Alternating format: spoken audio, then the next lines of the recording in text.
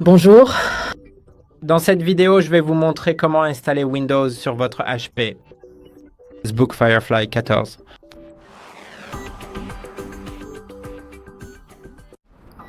Et commençons par la question. Pourquoi voudriez-vous installer Windows en premier lieu? Cela peut être parce que vous n'avez aucun système d'exploitation sur votre ordinateur portable. Il se peut aussi que vous ayez oublié le mot de passe et que vous n'ayez pas pu le réinitialiser. Dans ce cas, vous pouvez installer Windows. Bien sûr, cela effacera toutes les données. Donc, il vaut mieux essayer de restaurer votre mot de passe plutôt que de vous lancer directement dans l'installation dès la première tentative.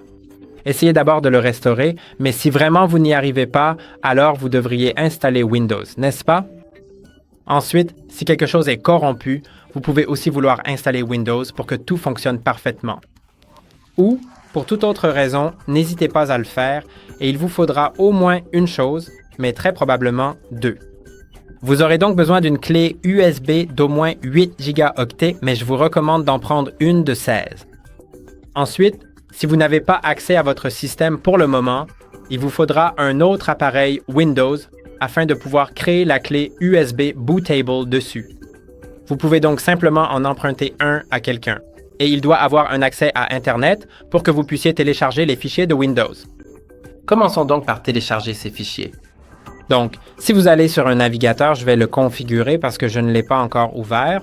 Et vous remarquerez peut-être que j'utilise le HPSbook, mais à ce moment-là, vous devriez utiliser l'autre appareil que vous allez utiliser pour créer la clé USB Bootable.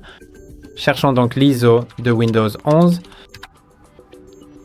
Le fichier ISO est le fichier qui vous permet de créer la clé USB Bootable. Je vais juste vérifier ma connexion Wi-Fi. Et oui, je suis connecté au mauvais réseau. D'accord, maintenant cherchons le site web de Microsoft. Je ne le vois pas vraiment en anglais, donc je vais simplement changer la langue rapidement. Très bien. Maintenant, faites simplement défiler la page jusqu'à ce que vous trouviez télécharger l'image disque Windows 11 ISO pour les appareils x64. Sélectionnez Windows 11 et cliquez sur Télécharger maintenant. Ensuite, choisissez la langue du produit et assurez-vous de sélectionner la bonne. Parce que même si vous la changez plus tard, elle restera quand même à certains endroits. Donc, vous voudrez très probablement la voir comme ça. De la façon dont vous souhaitez la voir. Et maintenant, allons sur un autre site pendant que le téléchargement est en cours. Il s'agit de rufus.ie. Vous pouvez le voir ici en haut. Il est écrit rufus.ie et maintenant faites défiler la page. Très probablement, vous devrez prendre cette première option. Si cela ne fonctionne pas, il vous en informera probablement. Donc, ne vous inquiétez pas, mais dans la plupart des cas, la première option devrait fonctionner. Maintenant, je vais ouvrir ce fichier. Bien sûr, il reste encore pas mal de temps, mais vous savez, cela vaut vraiment le coup de l'ouvrir déjà. Et je reviendrai vers vous quand l'autre fichier sera entièrement téléchargé et prêt à être consulté.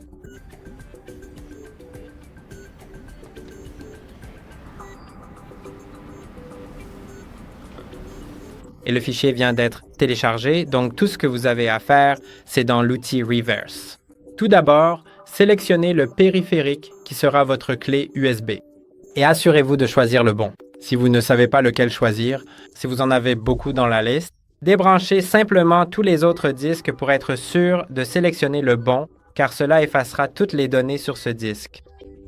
Maintenant, sélectionnons l'image ISO, donc cliquez simplement sur Sélectionner à droite et choisissez le fichier. Il sera très probablement dans le dossier téléchargement, mais s'il se trouve ailleurs, indiquez simplement son emplacement vous-même. Je vais l'ouvrir, puis attendez un instant, il va analyser l'image pour, en quelque sorte, en apprendre un peu plus à son sujet. Maintenant, je peux simplement cliquer sur Démarrer. Je vais désélectionner ces options, mais cela n'a pas vraiment d'importance, puis cliquez sur OK. Ensuite, cliquez de nouveau sur OK et attendez que ce soit terminé. Je reviendrai vers vous une fois que ce sera fait.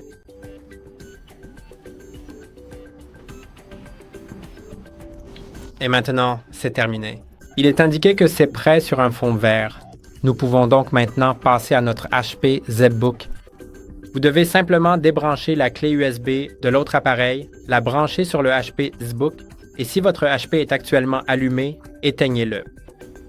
Je vais donc faire cela. Et une fois qu'il est éteint, assurez-vous que la clé USB est bien branchée. Et attendez jusqu'à une demi-minute pour vous assurer que l'ordinateur portable est complètement éteint si vous l'éteignez. Ensuite, une fois tout cela fait, appuyez sur le bouton d'alimentation. Peu de temps après l'avoir relâché, commencez à appuyer plusieurs fois sur la touche « Échappe » de votre clavier jusqu'à ce que le logo HP apparaisse puis disparaisse. Vous pouvez alors arrêter d'appuyer à plusieurs reprises sur la touche « Échappe ». Je vais le faire tout de suite.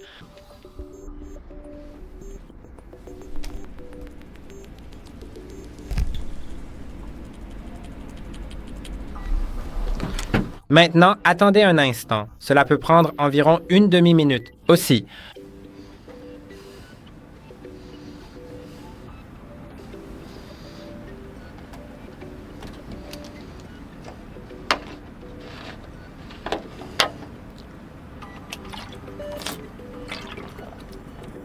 Maintenant, à l'aide des flèches, sélectionnez Menu de démarrage et cliquez sur Entrée. Sélectionnez ensuite l'USB générique ou tout ce qui indique USB. Cela devrait probablement fonctionner. Et maintenant, attendez qu'il démarre sur le menu d'installation de Windows 11. Cela peut également prendre un moment.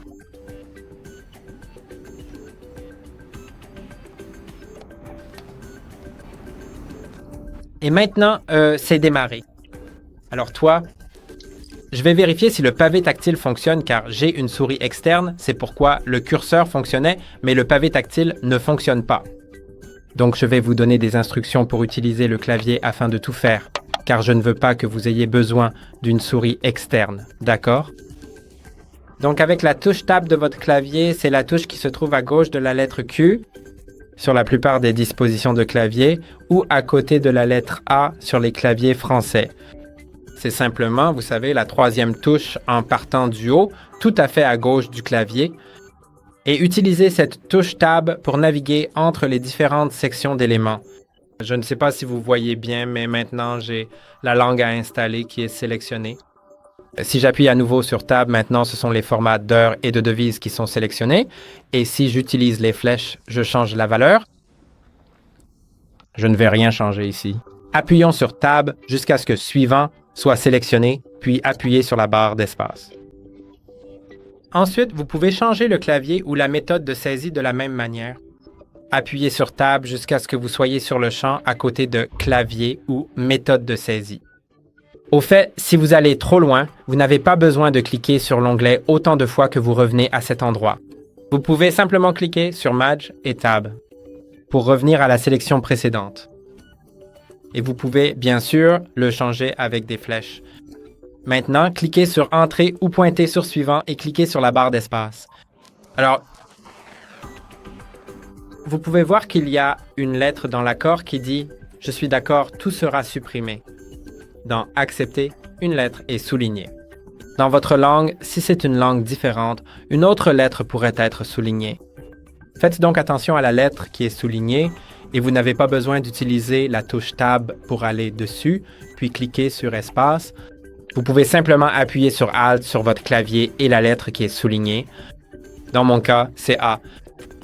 Et si votre touche Alt de droite ne fonctionne pas, l'Alt-GR, parfois elle est indiquée comme Alt-GR.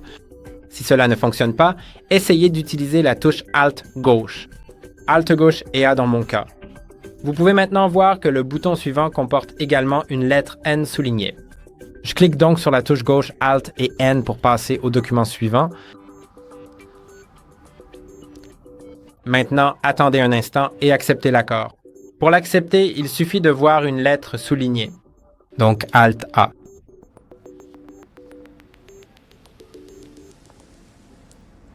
Et maintenant, nous arrivons au disque.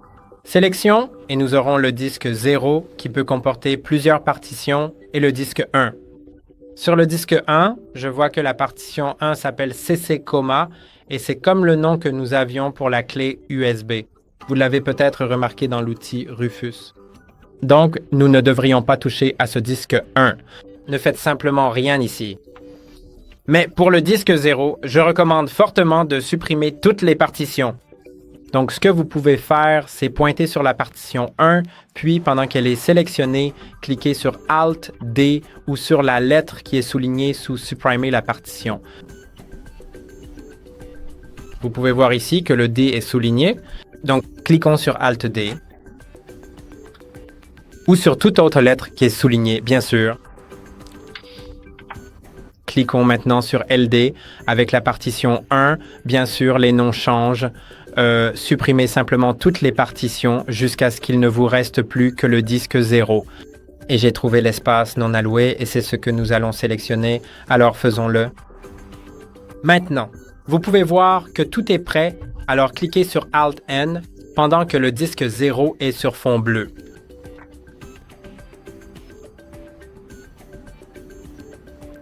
Et c'est notre sélection pour l'installation de Windows 11. Maintenant, cliquez sur Installer.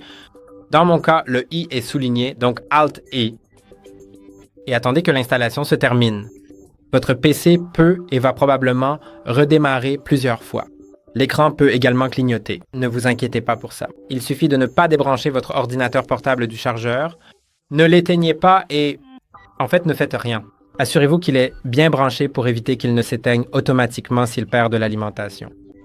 Et attendez, je reviendrai quand tout cela sera terminé.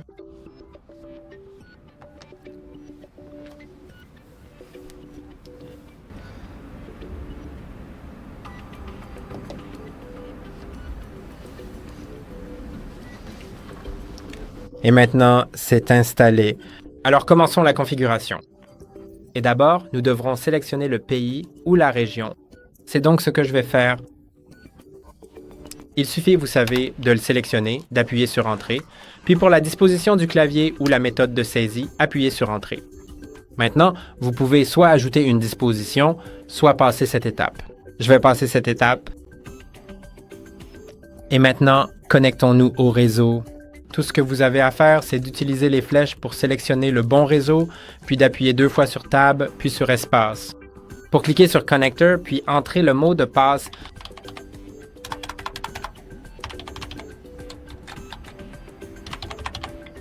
et appuyer sur Entrée.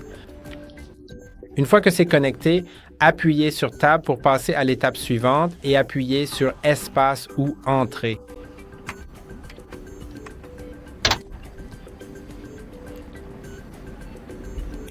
Maintenant, il va commencer à vérifier les mises à jour et il y a de fortes chances qu'il en trouve et si c'est le cas, c'est vraiment une bonne chose.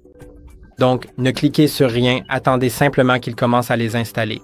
Votre PC peut redémarrer plusieurs fois, mais le plus souvent, ce ne sera qu'une seule fois. Et ensuite, il passera simplement à l'étape suivante. Vous n'avez rien à faire dans tout cela, il suffit d'attendre et ce sera terminé. Et nous continuerons bien sûr avec les étapes suivantes.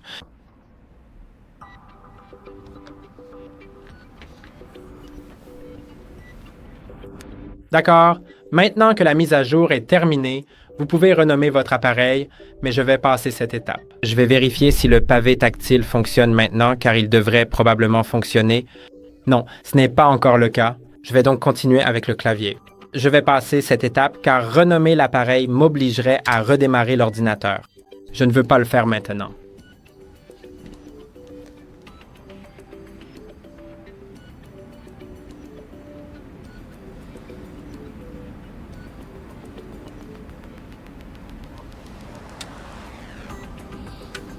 Maintenant, sélectionnez Utilisation personnelle.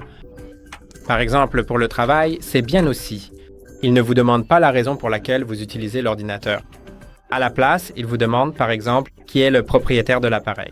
Donc, si vous êtes le propriétaire personnel, vous devez probablement choisir Utilisation personnelle, bien sûr en utilisant les onglets, le collage et tout ça. Maintenant, il va recommencer à vérifier les mises à jour de Windows. Et j'ai de grands espoirs de vraiment trouver des mises à jour parce que elles seront très utiles, surtout avec un pavé tactile. J'espère qu'il va l'installer maintenant. Et cette mise à jour, d'ailleurs, peut prendre plus de temps que les précédentes, alors préparez-vous à ça. Et comme d'habitude, je reviendrai vers vous quand ce sera terminé.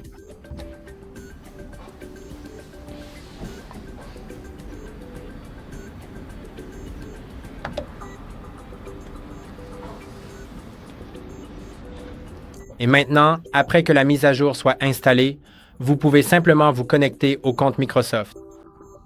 Alors faisons-le, pourquoi pas? C'est obligatoire d'ailleurs, bien sûr. Si vous en avez vraiment besoin, vous pouvez regarder une vidéo sur notre chaîne qui explique comment configurer l'ordinateur portable sans compte Microsoft. Mais cela nécessite quelques astuces. Donc si ça ne vous dérange pas, connectez-vous simplement. Vous savez, vous pouvez créer le compte au passage. Si vous en avez besoin,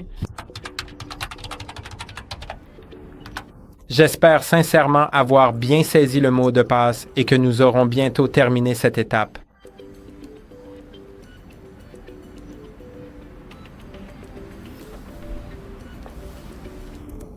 Maintenant, vous pouvez configurer la reconnaissance faciale si vous le souhaitez. Vous pouvez aussi configurer l'empreinte digitale. C'est juste ici. C'est entièrement à vous de choisir. Je vais configurer la reconnaissance faciale parce que pourquoi pas? Alors, cliquons sur Configurer. Ensuite, regardez droit dans la caméra. J'espère qu'il va me reconnaître.